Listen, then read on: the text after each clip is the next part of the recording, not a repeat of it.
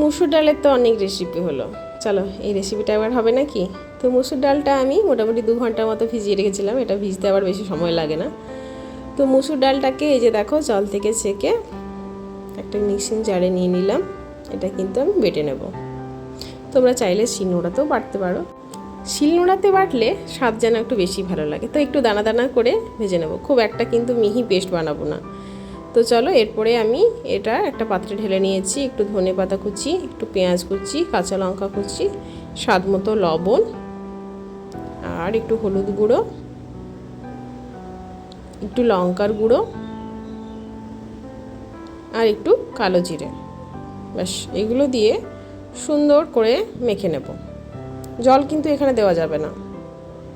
ব্যাস সুন্দর করে মেখে নিয়েছি, এবার বড়ার শেপে এগুলোকে কম আঁচে করে ভাজবো। তো এই যে দেখো আমি প্রথমেই তেল দিয়ে নিচ্ছি, কড়াই, ফ্রাইং প্যান তোমরা যেটা খুশি ইউজ করতে পারো।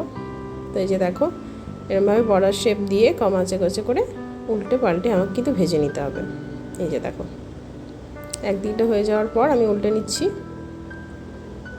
কম আঁচে করে করার চেষ্টা করবে, তাহলে খেতে বেশি ভালো হবে।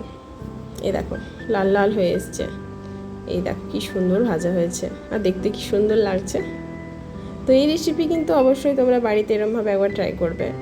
যদি বাড়িতে কিচ্ছু না থাকে তো এই মুসুর ডাল তো বাড়িতে থাকবেই, তা দিয়ে কিন্তু এরকম একটা সুন্দর রেসিপি ঝটপট বানিয়ে ফেলতে পারবে, আর খেতেও কিন্তু দুর্দান্ত লাগে।